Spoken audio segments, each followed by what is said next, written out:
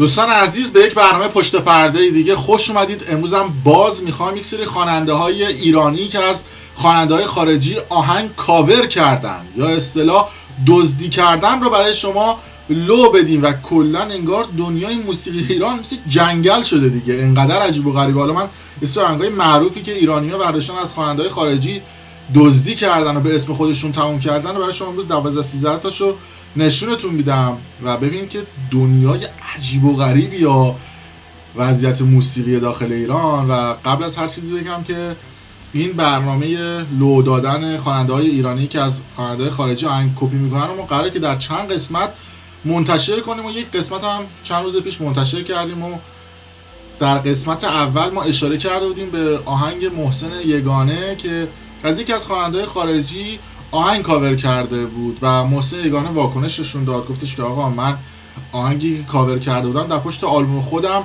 ذکر کردم. بریم این آهنگو بشنویم بیایم میسه توضیح بشم. Dolmasın gözlerin sevda kurban olurum بعد رفتنت بمیره اگه خاطره هم Dönüşü de var canım sonuna kadar sabret بمون Yıkmasın seni bu hasret ama منو فکر رفتنت رو میکشه Bir gün bitecek bu hasret Dağları delip geleceğim sana خب دیدید دیگه، این آهنگی بودش که محسن یگانه کاور کرده و خودش هم میگفتش که در پشت آلبوم خودش نوشته و طرفدارش هم به ما حمله کردن که آقا بیا معذرت خواهی کن. بله، حرف آقای محسن یگانه درسته و ما هم اینجا ازشون معذرت خواهی میکنیم. اما در دنیای امروزی کسی آلبوم نمیخره که رفتید پشت آلبوم نوشتید، به جای اینکه برید روی کاور بزنید، به جای اینکه تو شبکه‌های اجتماعی خودتون این قضیه رو مطرح بکنید، پشت آلبوم همینطور ریز نرم از بغل نوشتید و حالا میگیم که قبول، اون آلبوم رو شما نوشتید. این آهنگی که چند سال پیش به اسم چشمای خیس منتشر کردی اونو هم جای ذکر کرده بودی که کاوره. ببینید Και πάλι βρήκα το λάθος άνθρωπο για να αγαπήσω دوباره نمیخوام چشای خیسم و کسی ببینه Ma τώρα είναι αργά για να γυρίσω Μαζί σου έχω αγάπη μου βρεθεί دیدید دیگه، این آهنگو چند سال پیش کاور کرده بود. البته دو سه تا آهنگ دیگه هم بود و حالا اون رو گذاشتیم در قسمت‌های دیگه منتشر کنیم و کلا سیستم جوابیه دادن این هنرمندا شبیه همه. محسن چاوشی هم یک آهنگ منتشر کرده بود به اسم برقصا که این آهنگ از یک خواننده فکر می‌کنم پاکستانی یا افغانستانی کاور شده بود.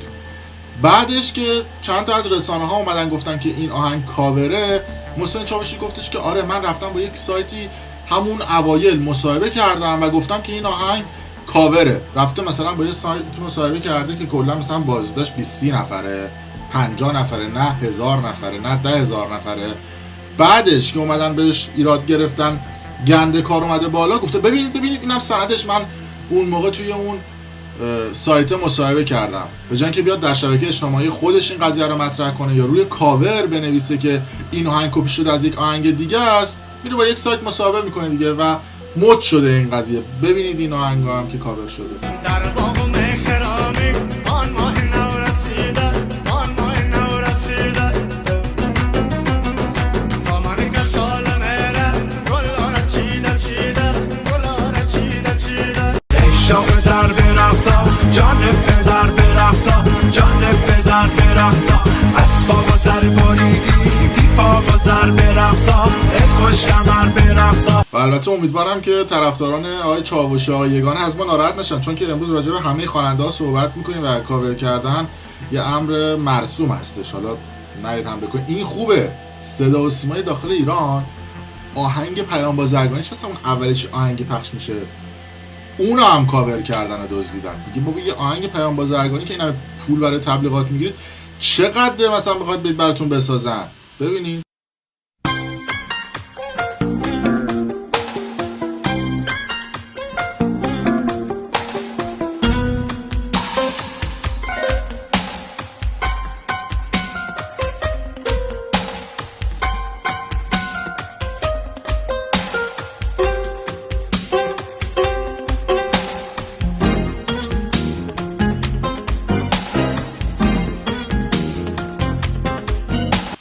دیگه.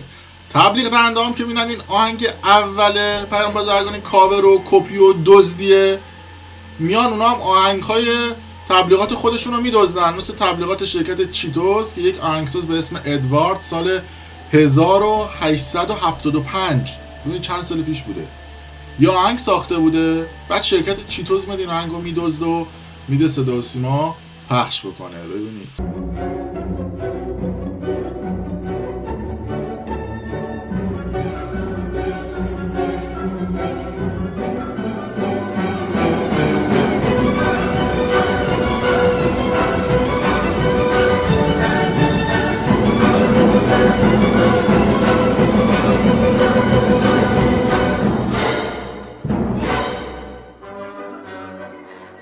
اینم یه مدلش. بگذاریم. سحر خواننده‌ای که قطعا خیلی از شما میشناسیدش، چند ماه پیش یک آهنگ منتشر کرد به اسم حیف که کاشف عمل اومد این آهنگ کپی و به نوعی دستکاری آهنگ بسمه به نام بانی بوده و جدیدن هم مد شده دیگه. یه سری خواننده ها میبینن یه آهنگ میگیره تو ایران هیت شده، یعنی یه مقداری مثلا تمپوشو تغییر میدن، سرعتشو بالا پایین میکنن، ملودیشو بالا پایین میکنن، یا آهنگ جدید میدن بیرون به اسم خودشون.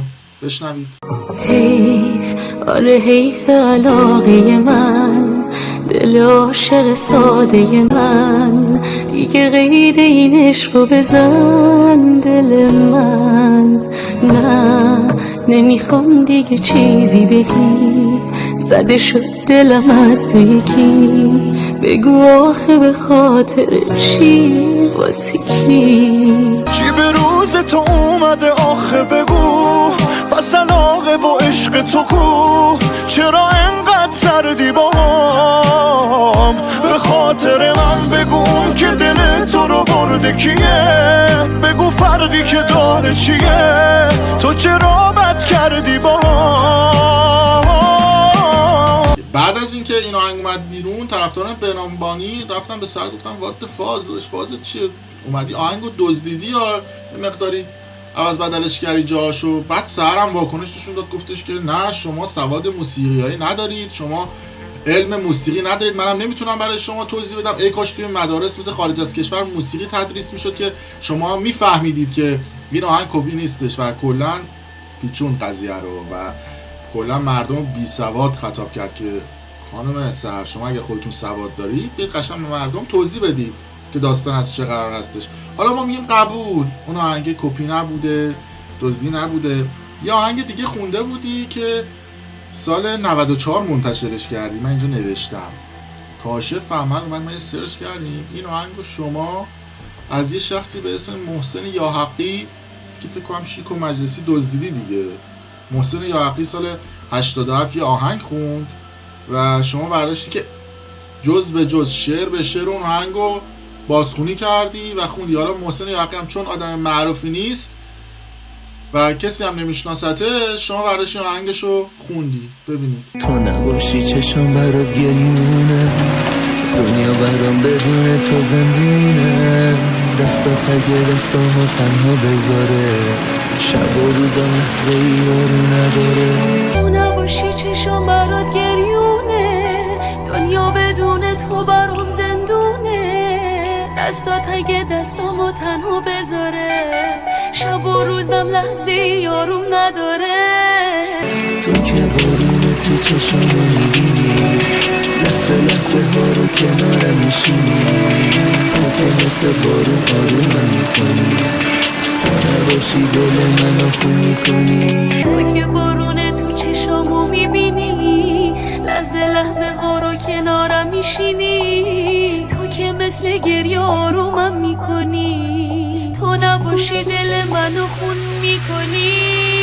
جز تو هیچ کسی درد عاشقی و غصه های منو، خنده های منو، لحظه های منو، گریه های منو ندیده و نشنیده و جز تو هیچ کسی و درد عاشقی و غصه های منو، خنده های منو، گریه های منو، لحظه های منو ندیده و نشنیده و وقتی تو نیستی من میشم بین این آدم ها مثل یه غریب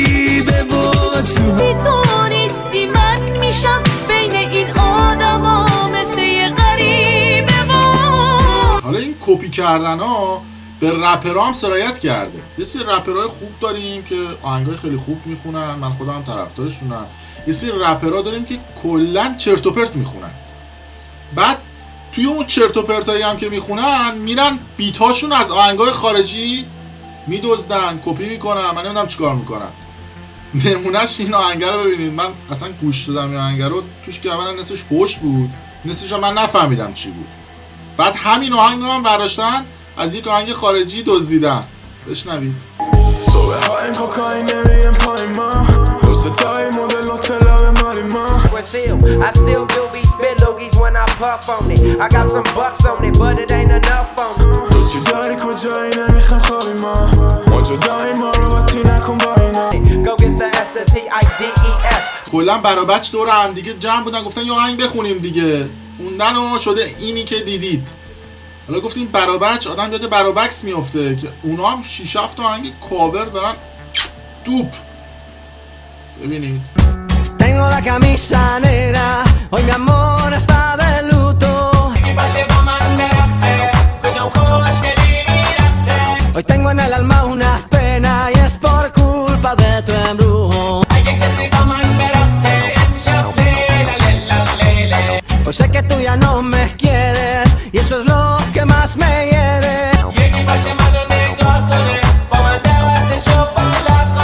Tengo la camisa negra y una pena que me duele.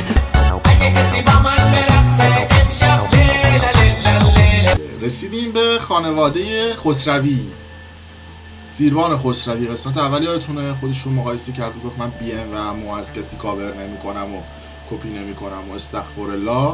ببین نظرم اون تیکه بی ام شو.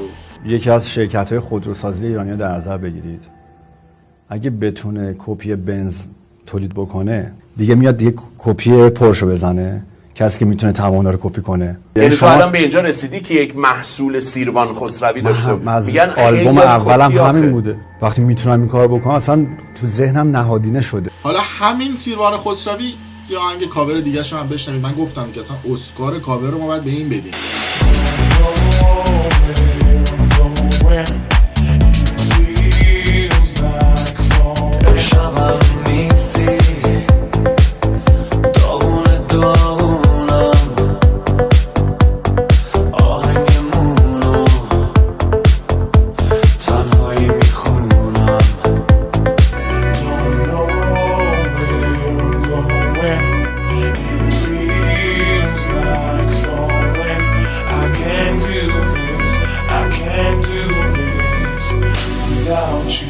بازم غرق خیالم که کنارم هستی، که نشکسته بالم. من موندم دیگه، اینا با این همه افشاگری چرا خداحافظی نمی‌کنن از این دنیای موسیقی که بشه جریان کاور آهنگ خداحافظ علی لوراسپی که اونو هم کاور کرده. یعنی من موندم که ایرانی‌ها فقط کاور میکنن مگه اینکه عکسش ثابت بشه. این خواننده‌های جدید Been in love before, but it never felt quite like this. There's a certain harmony. دستم از دستای تو دور موند، چون چشم دنیا شور بود. خنده خام بعد تو بیرون، درد تو قده کور شد. That I'm feeling between you and me, baby. I'm gonna take this chance, giving me for sweet romance. چی شدش بی معرفت کی تو رو اینجوری دیوونه کرد؟ اون قلب سنگی بی رحم بی درد هی تو رو هی دور و دورتر میکرد. And make it clear for you to see, I'm not gonna screw it up this time. I'm gonna take my time. برس دادم ندیدی بی تو تا کجا ادامه دادم. حالا این خوبه یه مدتی هم بود این فرزاد فرزین فیت شده بود، دید آقا بقیه خواننده جدید دارن کاور میکنن، گفت چه کاریه منم برم کاور کنم دیگه. اونم رفت کاور کرد. Well, looky here, what do we have? have another pretty thing ready for me to grab. تو یه چیزی داری که دیوونشم، کاری کردی بی خیال همشم. But little does she know that I'm a wolf in sheep's clothing, 'cause at the end of the night it is her I'll be holding. I love you so. آخه من با همه یه برو بیا نتونستم از پس تو بر بیام. بعد من موندم دقیقا این آهنگسازه این وسط چیکارن، این دارن چیکار میکنن؟ با افتخار میگن ما این آهنگو ساختیم. نمونهش آهنگساز مهدی احمدوند.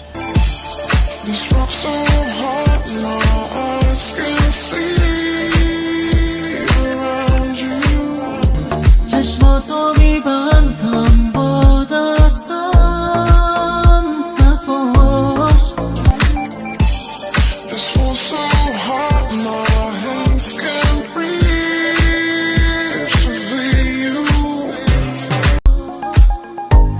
چشمای تو صد بار زندم کرد بد باش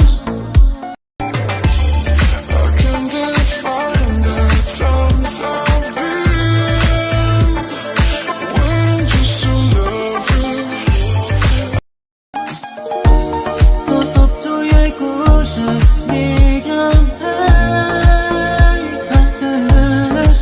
من واقعا خسته نباشید عرض میکنم خدمت این آهنگسازای عزیز و من جمله آهنگساز این دوتا برادر آرش و مسی که حالا بعدا صورت ویژه بهشون میپردازیم، اونا هم کاور کرد.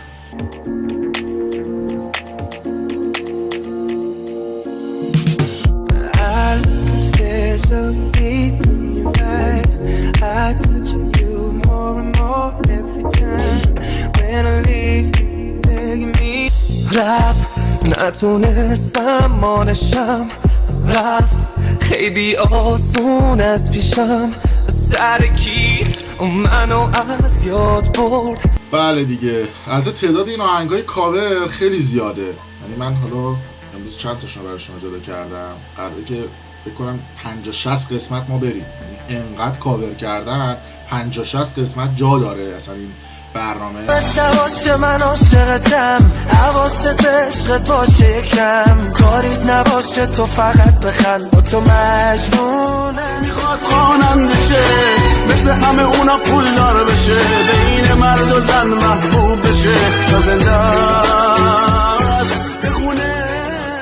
بازم میگم که کاور کردن ایرادی نداره، ولی به شرط این که کاور میکنی مثل محسن یگانه برید پشت آلبومتون بزنید، مثل محسن چاوشی برید با خبرگزاری‌ها مصاحبه کنید، بگید که این آهنگمون کاوره و کپی شده، به اسم خودتون منتشر نکنید و کلاسشو برای این اون بذارید. رفتی ولی باز عاشق ترینم، با داغ و دردت هم نشینم. اینه شد زندان من، این درد شد درمان من، رویای تو پایان نداره. هر جای دنیا هستی بدان که تا آخر دنیا همینم. قلبم بلند پرواز شد، از چشم تو آغاز شد، ترسی از این طوفان نداره. رفتی ولی باز عاشق ترینم، من بی تو همراهی ندارم. این برنامه ادامه خواهد داشت. مرسی که تا این لحظه با ما بودید. اگر دوست داشتید ویدیو رو لایک کنید، برای دوستان خودتونم به اشتراک بذارید، چون اشتراک گذاشتن برای شما 1 دقیقه طول میکشه. تهیه همچین برنامه‌ای برای ما واقعا یه مدت 6-7 روزه، بعضی وقتا 1 ماه رو زمان میبره و خواهشاً جواب زحمات 1 ماه و 1 هفته و 2 هفته و 3 هفته ما رو با یک اشتراک چند ثانیه‌ای اگر میتونید جبران بکنید. مرسی از شما، ممنون.